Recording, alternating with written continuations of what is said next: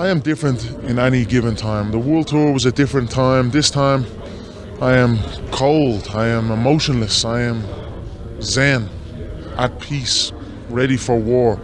So I pay no attention to how he is feeling or how he is going to feel. I simply enter the way I enter. And that is enough. They either overextend or they shrink away, but either way is not good for them.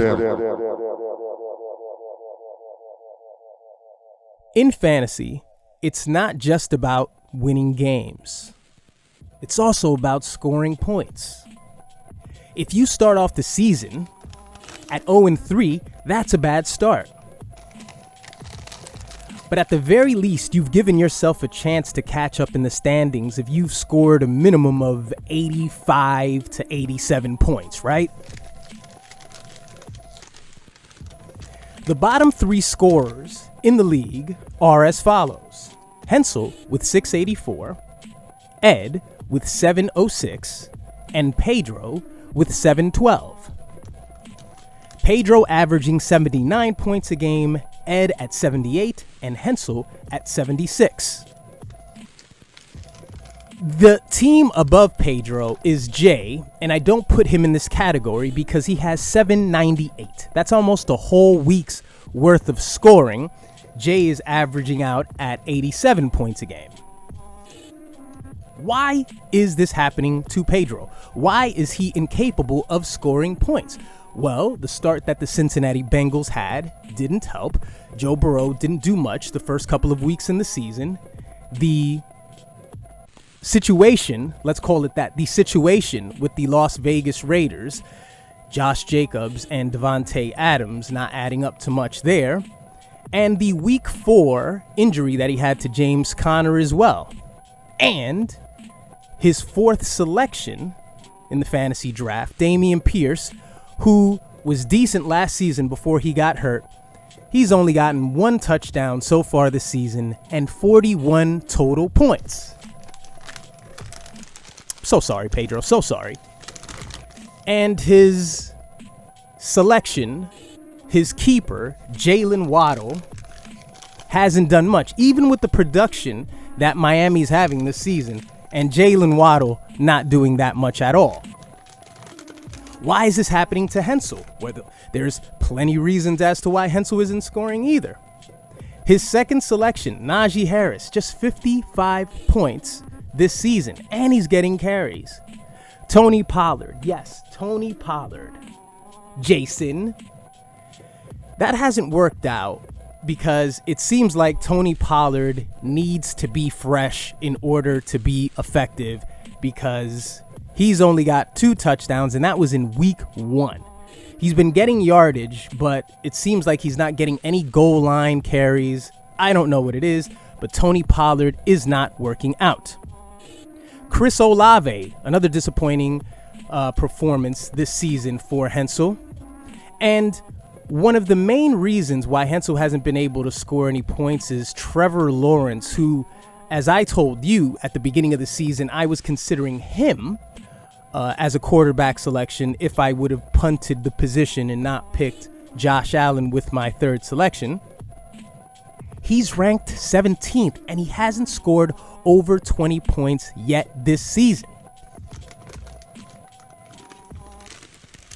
And as far as injuries, Hensel's gotten those as well, with the injury to David Montgomery in week 6. Listen, it's going to be hard to keep Hensel out of the playoffs, even though I guarantee that Hensel isn't going to make the playoffs, and he will not make the playoffs. It's going to be hard to get Hensel out of there because he had the tie with me in the very first week. He is currently at 4-4-1, so it's going to be harder to get Hensel out of the playoffs. It might happen later in the year, but it'll happen nonetheless. Why isn't Ed able to score? Well, of course, it's the Jets offense, Breece Hall and Garrett Wilson, the injury to Aaron Rodgers. What would have been the status of these two players if Aaron Rodgers played? We don't know. Let's see. And, of course, the quarterback inconsistency. Ed, of course, has a merry-go-round system with quarterbacks, and we'll get to that in a second. the usage of Jahmyr Gibbs as well. He wasn't used much during the first few weeks of the season because of the production coming from David Montgomery. And then with the injury to David Montgomery, Jahmyr Gibbs was able to shine for at least 2 weeks. But we all know what's about to happen. David Montgomery's coming back, and Ed's going to lose that lifeline as well. And let us not forget the third round selection of Justin Tucker. The players that Ed could have selected in that round, of course, I always mention the Ramondre Stevensons and the Aaron Jones. They're not having great seasons either, even though Ramondre Stevenson, I believe he had a good week for Eric this past week or the week before. But you give yourself a chance at the very least. Notice how much had to go wrong for Pedro. Pedro had to have a bad season from Josh Jacobs. He had to lose James Conner week 4 and Dameon Pierce. 3 running backs. Hensel, Najee Harris, Tony Pollard, David Montgomery. 3 running backs. Ed has a failed season with Breece Hall and Jahmyr Gibbs, and that's it. Those are the only options that he has. Notice how everyone else has more options at the position, and that's because he selected a kicker in the 3rd round. You give yourself a chance. Yes, Aaron Jones isn't doing much. Yes, Ramondre Stevenson isn't doing much. But going forward, would you rather have Justin Tucker or Ramondre Stevenson? Justin Tucker or Aaron Jones? I rest my case. Oh. This is your Week 9 recap. Bundy here. You there. You know, the difficult thing in doing a overview of a week in fantasy, I won't even say that it's a difficult thing. The essential thing is sometimes you've got to be right. You have to be right in order to do this. More often than not, you're going to be incorrect. That's obvious. That's why people listen to you. People listen to you because they want you to be wrong and they want to beat you up. They want to beat up on you because they want to be right ultimately. But you have to be right every now and then. And I have been correct about Hensel. As I said, it's going to be difficult to get Hensel out of there because he has the tie that he had with me in week 1, but he's trending in the right direction. Hensel, at the moment, has decided to stick with Deshaun Watson. Well, let me not say he's decided to stick. I'm getting a bit ahead of myself. I'm moving on to week 10, but let's not get there yet. Hensel gets 18 points from Deshaun Watson, 12 from Najee Harris, which was a surprise.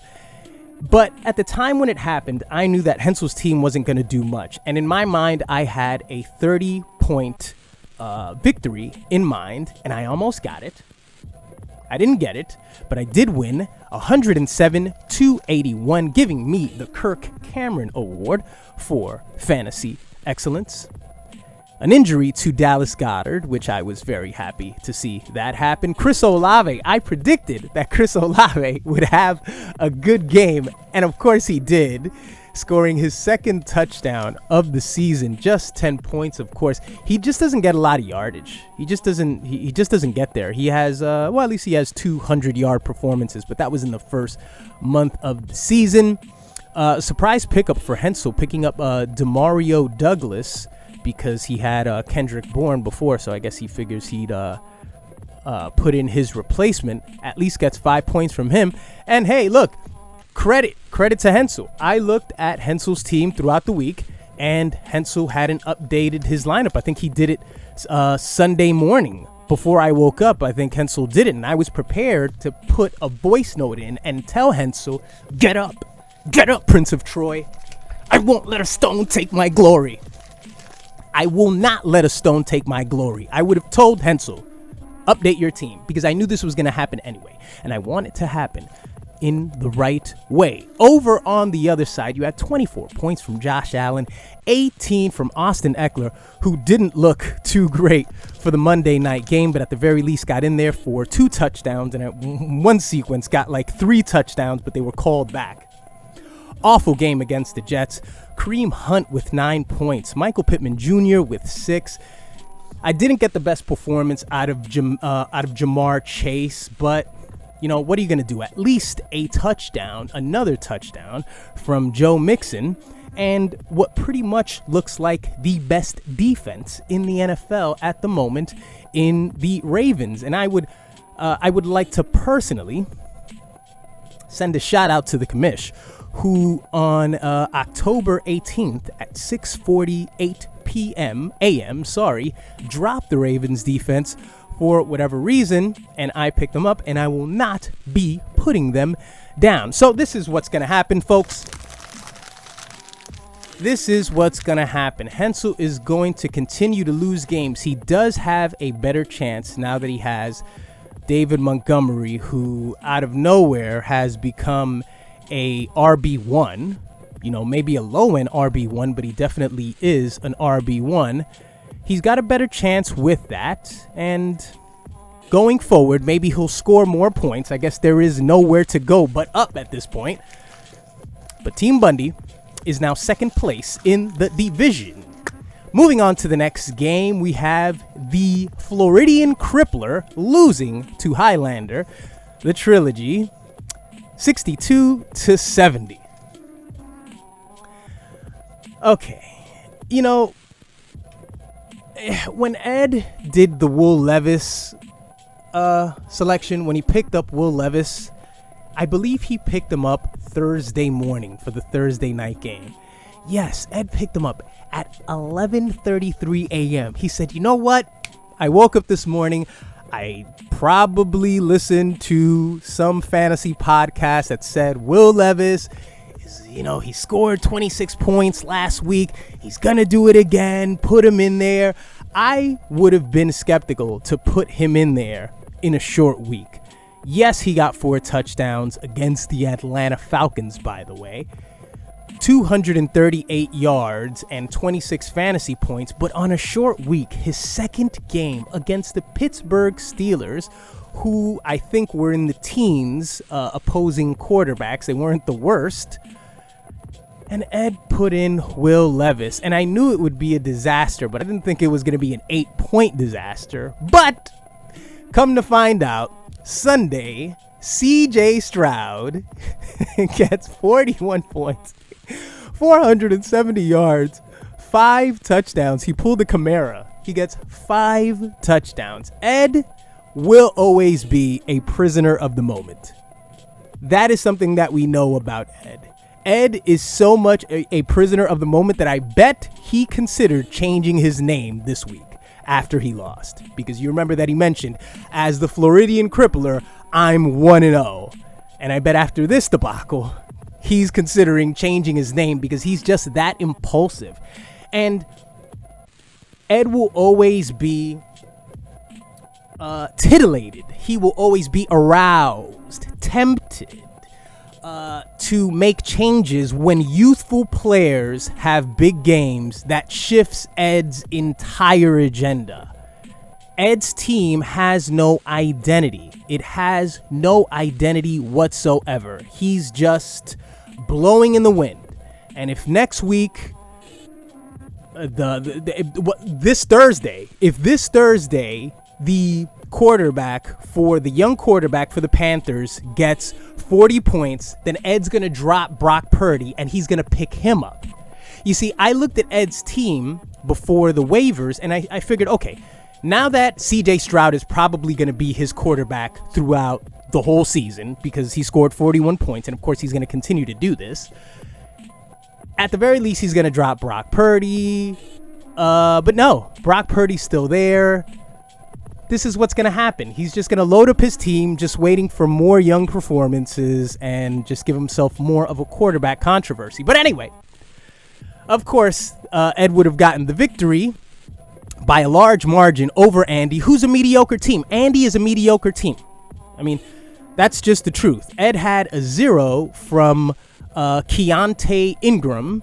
He had a 0 from George Pickens on Thursday night. And he's taking a gamble here with Taysom Hill, who's doing what Taysom Hill does, being, a very dangerous player over the past 3 weeks. He's got 12 points, 20 points, and 16 this past week. I believe he ran in a touchdown. He threw a touchdown. Taysom Hill's all over the place. I believe, of course, he can be played as a tight end, and he can be played in the flex position as well. So, that's a gamble. But of course, Ed had to replace him with Sam Laporta. Over on the other side, Andy didn't do much. He had a mediocre game from Patrick Mahomes. Aaron Jones finally did something. Chuba Herbert, nothing. Tyreek Hill did nothing against his former team. Keenan Allen, nothing on Monday. And that's about it. This is Andy's identity. Andy's identity is a middle-of-the-road team who had some high scores at the beginning of the season, but since then has been just borderline. He's just been average. But he gets the victory nonetheless. He now moves on to a record of 7-1-1, and I think at about this point, Andy might have just clinched the division. I'd say if Andy beats Paul this week, he just about clinches the division, which is unfortunate. This is unfortunate. Andy's had a hell of a run. He's got 2 fantasy championships, and now he has a bye, or will most likely get a bye because everyone in that division sucks and they can't get a victory against Andy. Call me, man. Call me, beat me if you want to reach me. Just send me that email or call, and get your consultation. Speak to me. I'll let you know, how to defeat Andy. I'll let you guys know how it's done. Moving on to the next game here, we have Big Papa J-Ray defeating Ricky O 96-95. This was, without a doubt, the most miracle Monday Night Miracles of all miracles. I said that Jay would apologize to Orlando, and I still feel like there's something inside of Jason that wants to apologize because he's beaten Orlando 2 times this year. So those 5 losses that the commish has so far, he's gotten 2 from his podcast mate. But you really do feel for Orlando. How unlikely was it that the Chargers, of all teams, who even on the field, even in the real NFL world, don't have a great defense, and they scored 27 points, just what Jay needed. And on top of that, Orlando's a Jets fan. Orlando had to sit there and watch each and every sack, both fumbles, all those failed drives. Almost every time Breece Hall got a run for like 7 or 10 yards, it was called back. What an agonizing game for Orlando to have to witness. I'd say that that's the most painful loss ever, I think. If Orlando wants to comment on this, he's free to comment on it. He hasn't said much. Jay hasn't said much. What's happening here? What's happening here, man? God, that was tough to watch. Jay got the Monday Night Miracle against him last week from Ed, and now he passes it on to Orlando, and now Orlando thinks he's going to pass that trauma down to me? Is that what you think? You're just going to pass it on to me, Commish? It's not going to happen. I'm more than rambling, more than looking at the actual scores. But you had 27 points from Dak Prescott, 12 from Jonathan Taylor, only 2 points from Zach Moss. See, but it's the fact that, going back to that trade, and I still think that was a horrible trade. It's okay. You guys don't have to argue with me. It's, just shut up. I still think it's a terrible trade because under no circumstance would Paul ever start Wilson Jr., whatever his name is. And with the buys that Jay was dealing with last week, he started him without a doubt. And I don't care if Jonathan Taylor is getting the lion's share of the carries now because Zach Moss got 7. I always talk about, I'm consistent with everything that I say. Even if it's my stupid opinion that's always in my head, I'm always consistent with my stupid opinions. Because I always view this as, well, he's worth more to you because you have Jonathan Taylor. So pay me more because he's worth more to you than he is to Pedro, than he is to Eric. See, it's the fact that Jonathan Taylor can get injured and Jason can just come right in there and get all those Colts carries. And all he had to pay was Jeff Wilson Jr. You know, you had to touch Brian Robinson Jr. was somebody that I mentioned.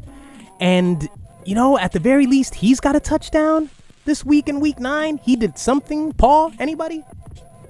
No, I'm just talking to myself here. On the other side, Orlando, 11 points, very inconsistent scoring from Lamar Jackson. Saquon Barkley, who is the entire New York Giants offense, only putting up 11 points. Of course, 16 from Diggs, 11 from Devonta Smith, and 23 points from the Browns defense. Wow, it's going to be a boring game this week between the Browns and the Ravens. Holy shit. And that's about it. So, you had a victory for Big Papa Poop, who moves on to a record of 5-4, I believe second place in the WCW division. Good for you. The next game that we move on here to is Joelicus Maximus defeating Pork Chop Express 106-69. This is starting to look like 2 years ago when Joe had a playoff run. I think Joe made it to the first round, and it's looking like it might turn out that way for Joe this year. 23 points for Rashad White. That was a surprise performance there. 15 from Derrick Henry, and Dalton Schultz, of course, the beneficiary of one of those CJ Stroud touchdowns. 17 points from him. And CeeDee Lamb continues to tear up. I mean, we're talking about AJ Brown, and CeeDee Lamb has had quite a run himself over the past month with a bye in between. 117 yards, 158 yards, and 191 yards just this week 9. CeeDee Lamb is quickly becoming one of the best keeper decisions. Paul. Nothing much for Paul here, scoring 69 points. 11 from Tua, 14 from Mostert. How much did Jeff Wilson score? 3 points for Jeff Wilson. You know, I was watching that Germany game, and I don't know, man. He's just non-existent. He just doesn't exist. Paul, I don't get it, Paul.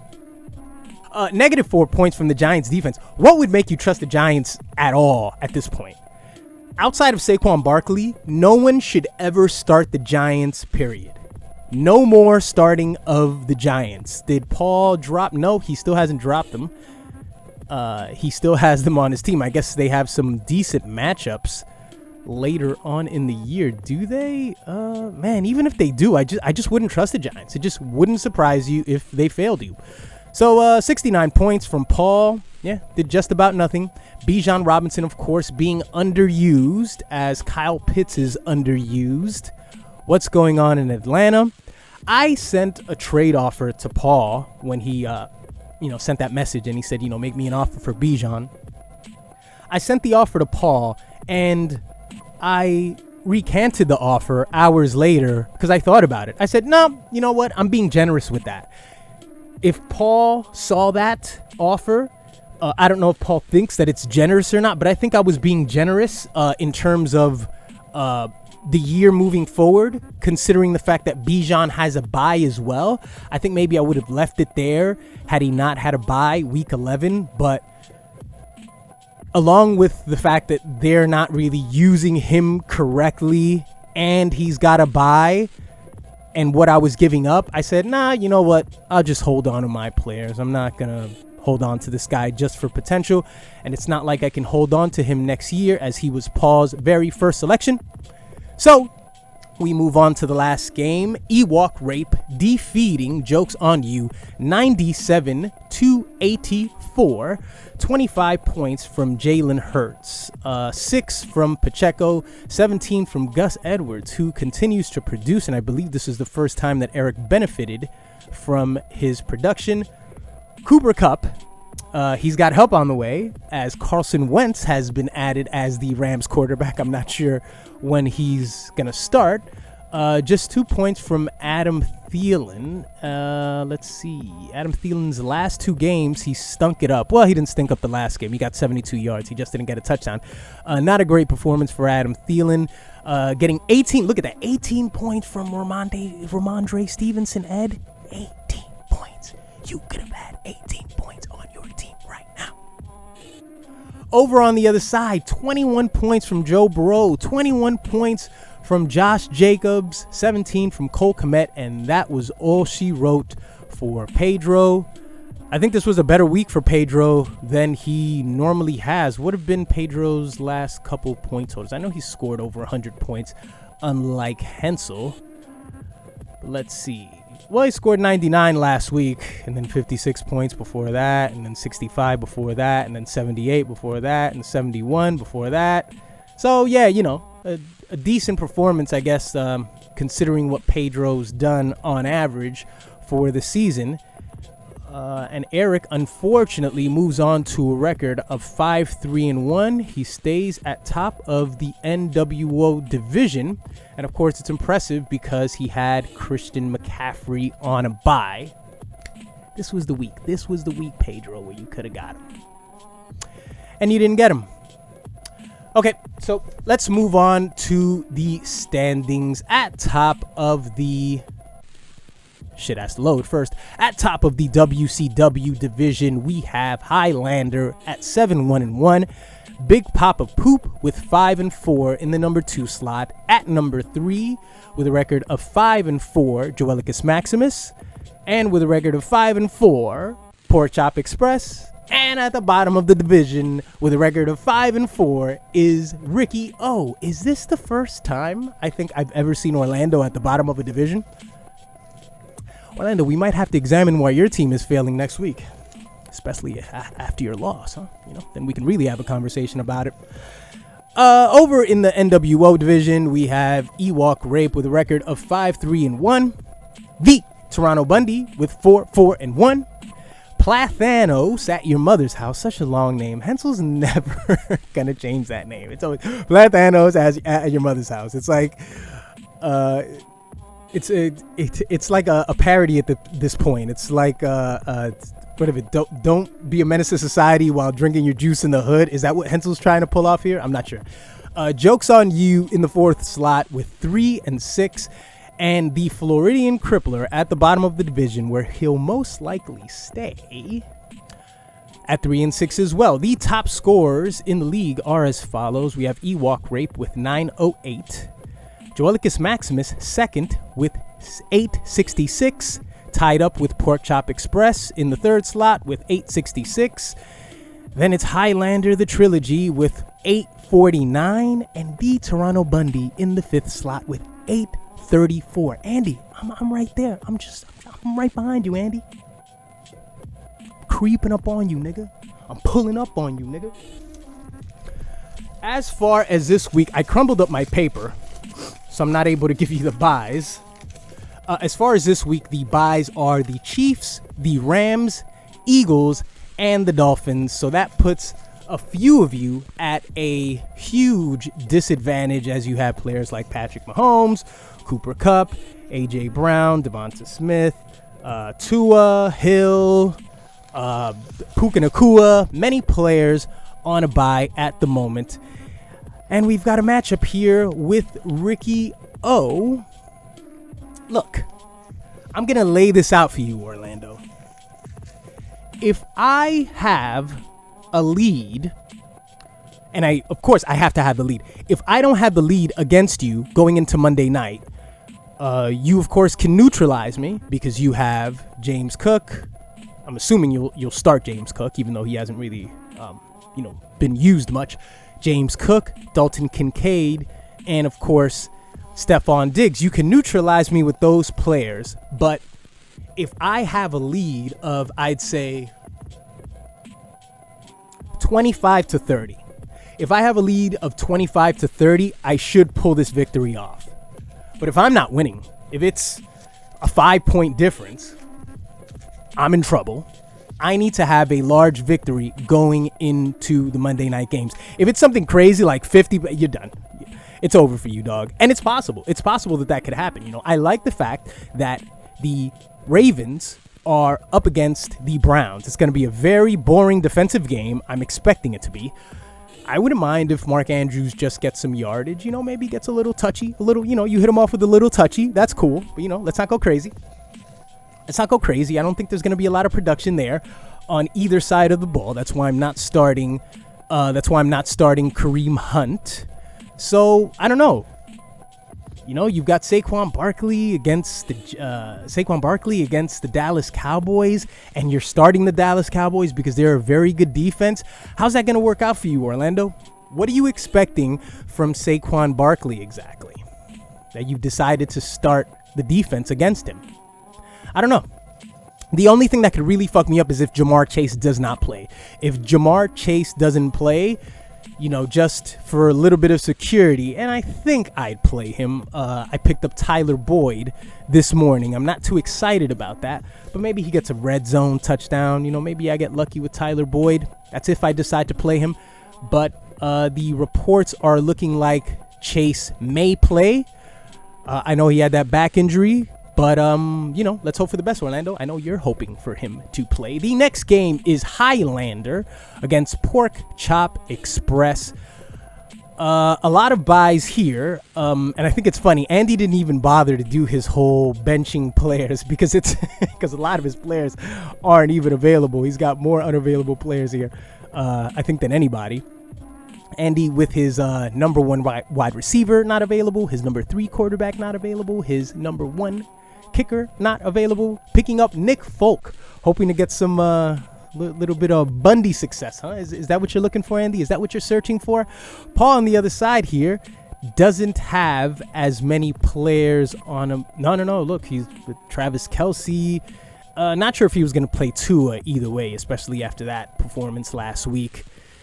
You've got the Chargers against the Detroit Lions. Something tells me that that's going to be a shootout. Something about that game says there's going to be a lot of offense. Who knows what happens here? The biggest game of the week, in my opinion, is the very next game between Jokes on You and the Floridian Crippler. Big because I think whoever loses this game is done. You're done, Ski. You're done. You're going to be 3-7. Right? You're going to be 3-7. There's no way that, first of all, you're going to string enough victories, in my opinion. There's no way that you're going to string together enough victories to be relevant in what? We've got about 5 weeks left in the regular season. I don't think it's possible, along with the scoring, or lack of scoring.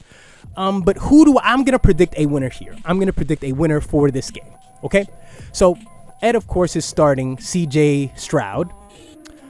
You know, 20 points, it's possible. I don't know. You know, Jahmyr Gibbs. Now you've got David Montgomery. You've got the Raiders now against Breece Hall. Tennessee with Mike Evans on the other side. And Ed also exactly as I said before. Ed now starting Sam Laporta and Taysom Hill in the flex position. So if Taysom Hill can have one of those Taysom Hill games, who knows what can happen. Over on the other side, you've got Pedro against... Joe Burrow against Houston is going to be a monster game, in my opinion. Okay, so that's interesting. They have both quarterbacks going against each other. And Pedro not getting much from Kenneth Walker as of late. He had a good start to the season, but not getting much out of him. And Devontae Adams against that Jets defense. I don't know, but Pedro does get James Conner back. My prediction is that Pedro wins this one. It's going to be a close game. It's going to be a close game as they are both projected at 82 points. So ESPN has it close.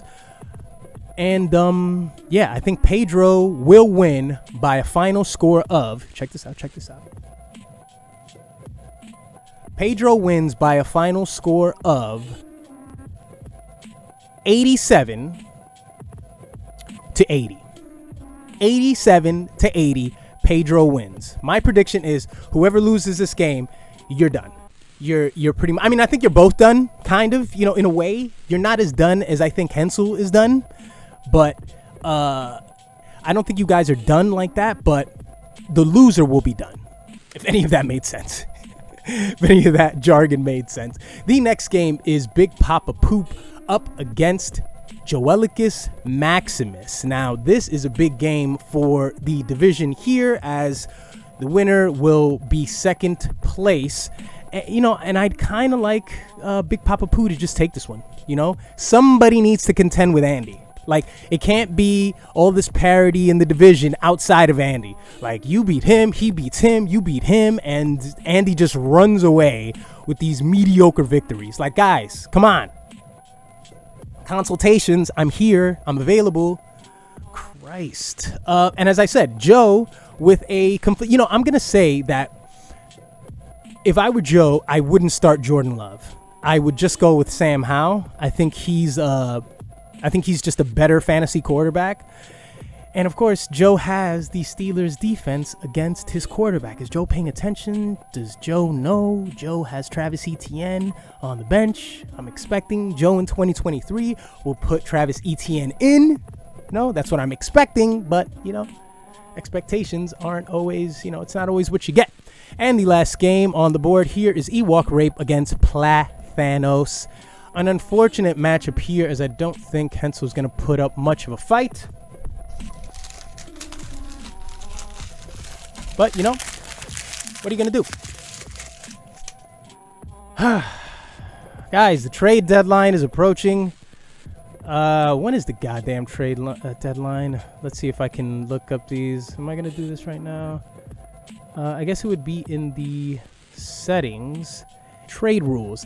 November 24th, the trades are done.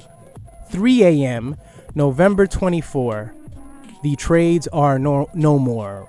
You know, as it stands right now, this is November 8th. What are you guys going to do? You know, I sent an offer to Paul. I took the offer back. And I have to say, I feel everyone who attempts to make trades. I feel all of you, because I think the one thing that we all have in common is that we scroll through teams and sometimes you automatically eliminate the person who you're facing the week of, unless you're Pedro facing Andy. You eliminate the person that you're facing and you don't want to make a trade with them. You eliminate Joe. You eliminate Hensel. You sort of eliminate Pedro because you just know it's just not. You might not get a response from either three. You might not get a response unless you went to school with Pedro. Then you may get a response. I don't even know if Paul and Jay get responses from Pedro. I sent a trade offer to Pedro yesterday. Pedro just didn't respond. I just canceled it. I sent the same offer to Pedro that I sent to Paul. I let that one hang on later because I think that was a better deal. Even if Pedro would have taken it, I would have been okay with it. But I feel all you guys. It's painful. There's not much incentive to trade anymore now with keepers. And I think next season, you probably won't see any trades. And I also want to say this. When I made a trade with Ed knows this. That shit was quick. Ed DM'd me. Ed was like, yo, Chase. That's one of the reasons why Ed's team, it's like, it's not looking good. Because it's like the upside of Chase, Ed doesn't have that either. He no longer has his number one. So it's like he doesn't have a number one. He doesn't have a first round pick and he doesn't have a third round pick. He gave both of those up. But Ed DM'd me and he was like, yo, Chase, you know, Evans. And I was like, yo, I have no problem giving up Bigsby. You know, I'll take Zay Flowers. He was like, I didn't even know you wanted Zay Flowers. I was like, I'll take him. Ed sent it. Boom. I hit the button right there. I hit it right there. So when I trade, I trade. Like, I do this for real. Okay, guys? So, as always, may your quarterbacks get hurt before they leave the locker room. May your running backs pull their hamstrings. And may your wide receivers get arrested for marijuana possession. Go fuck yourselves.